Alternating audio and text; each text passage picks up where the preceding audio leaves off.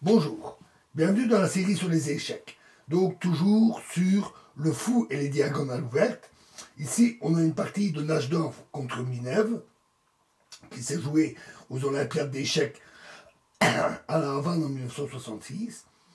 Et ils ont joué cavalier F3, cavalier F6, C4, E6, D4, fou B4 échec, cavalier D2,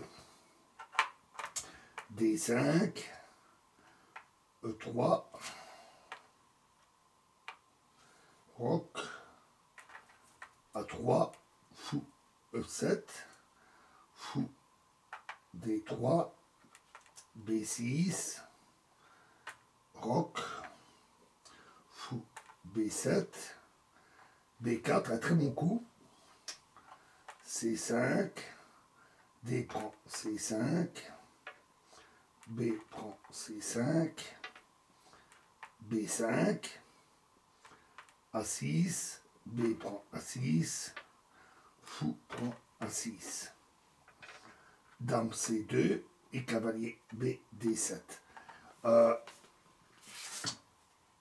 Ce coup qui a été joué, elle a été jouée de manière assez machinale, on va dire, dans le but de faire la jonction avec les deux cavaliers en cas de clouage, etc. etc. Mais c'est une erreur. Euh, les noirs, maintenant, vont être en désavantage, on va le voir. Le coup correct aurait été cavalier C6, qui aurait été un très bon coup.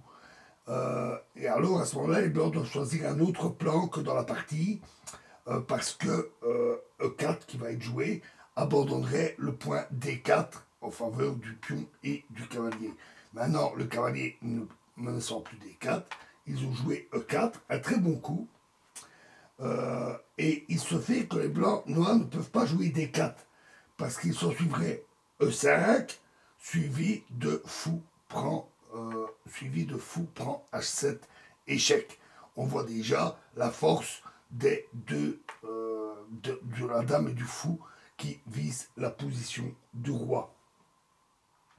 Donc D prend E4, cavalier prend E4, dame C7 et cavalier prend F6 échec. Un très bon coup, puisque à nouveau, voilà, il domine cette diagonale et en plus enlève un défenseur.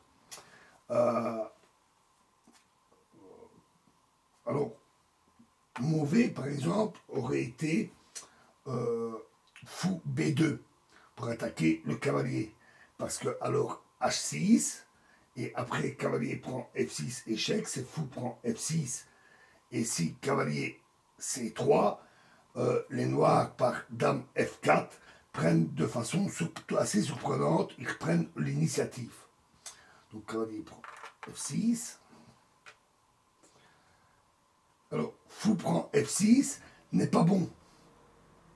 À cause de fou prend H7, échec, roi H8, tour B1, et après G6, c'est fou prend C4. Pardon, après, on va dire. Donc, fou prend F6, ce serait pas bon. À cause de fou prend H7, échec, roi H8, tour B1, G6, et là, fou prend G6, F prend G6, dame prend G6, fou prend C4, et cavalier G5, un très bon coup, qui me laisse évidemment de mat, fou prend G5, et dame H5 échec, et les blancs gagnent les deux fous. Voilà, donc remettons tout ça.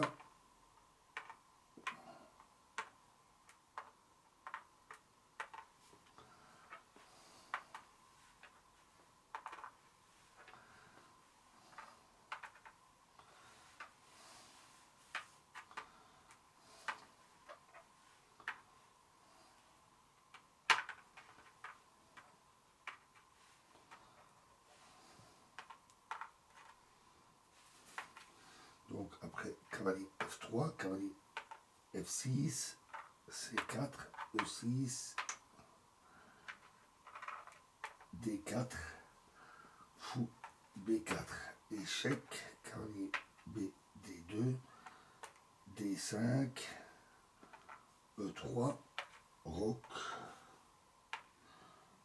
A3, fou E7, fou D3, B6, roc, fou B7, B4, C5, D prend C5, B prend C5, B5, A6, B prend A6, fou prend 6, dame C2, cavalier D7, E4, D prend E4, cavalier prend E4, dame C7, cavalier prend F6, échec. Et donc, les noirs reprennent du cavalier. Fou B2. On voit là maintenant la force des fous et de la dame sur la diagonale. Donc, A6. Et en réalité, bien qu'on a cette force sur les diagonales, le fou B2 contrôle en fait surtout l'importante case E5 et exerce en plus bien sûr la pression sur G7. On va voir cela très vite. Cavalier E5. Ici, les noirs ont joué fou D6. Un petit peu mieux aurait été cavalier D7. Parce qu'alors après, cavalier G4 qui menace cavalier prend H6, échec. Les noirs doivent affaiblir leur position par cavalier F6 ou F5. Mais ce n'est pas nécessairement d'une importance décisive. Donc ils ont joué plutôt fou D6, tour E1, tour B8. Et maintenant, cavalier D7 n'est plus possible. Parce qu'alors, cavalier G4, et après F5, c'est cavalier prend H6, G prend H6, et tour prend E6. Donc, ce n'est plus réalisable. Tour B8, F4, fou C8. Alors, les noirs essaient de monter une contre-attaque sur la colonne B. Ils menacent maintenant dame B6, suivi de dame B3. Tour E3, un très bon coup. Il part à cette menace, car maintenant la dame noire ne peut pas venir en B3 à cause de fou H7 échec, et la dame serait prise. Et ce coup est en même temps une attaque, puisque la tour menace d'arriver à l'aile roi. Tour A6, dame E2, tour B6, fou A1, tour B3, tour G3, roi F8. Et là, l'attaque commence. Tour prend G7. C'est une façon tout à fait typique d'exploiter la pression sur G7. Le cavalier F6 va se retrouver dans un clouage mortel. Roi prend G7, cavalier G4. Et voilà le cavalier cloué et attaqué. Ici, les noirs auraient dû jouer fou E7 pour protéger leur fou, leur cavalier. À ce moment-là, après, cavalier prend F6, fou prend F6, dame G4 échec, roi F8, fou prend F6, tour prend D3, et alors F5 qui est un très bon coup. Et bien qu'il y ait à ce moment-là beaucoup de pièces échangées, les blancs ont une attaque encore orageuse. Et de fait, après ça, E prend F5 est impossible, parce qu'alors dame G7 échec, et après roi E8, c'est tour E1 échec, fou E6, et tour prend E6. Et donc on voit là une attaque très violente. Mais les noirs avaient encore des possibilités de se défendre, mais ils ont joué roi F8 directement, ce qui est une faute, ça a précipité la défaite.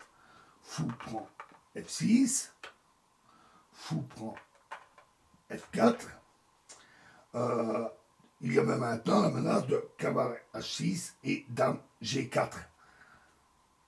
Donc cavalier E5, fou G5, fou prend G5, H prend G5, tour prend F7, échec, dame prend F7, cavalier prend F7, roi prend F7, et dame H5, échec. Alors, de point de vue matériel, ça va. Les noirs ont quand même les 2 tours par rapport à la dame. Mais ces tours sont totalement impuissantes parce que les noirs perdent encore plus de pions et le roi est pourchassé sur l'échiquier. Roi F6, dame G6, échec, roi E5, dame prend G5, échec, roi D4, fou F1, tour B1, dame F4, échec, roi C3, dame E3, échec, roi B2, dame prend C5, tour B3, roi F2, roi A2, et dame prend C8. Et là, les noirs abandonnèrent. Ils ne savent plus rien faire. Hein. Ils sont cuits. Voilà. Et nous verrons un autre exemple dans la prochaine vidéo. Je vous remercie.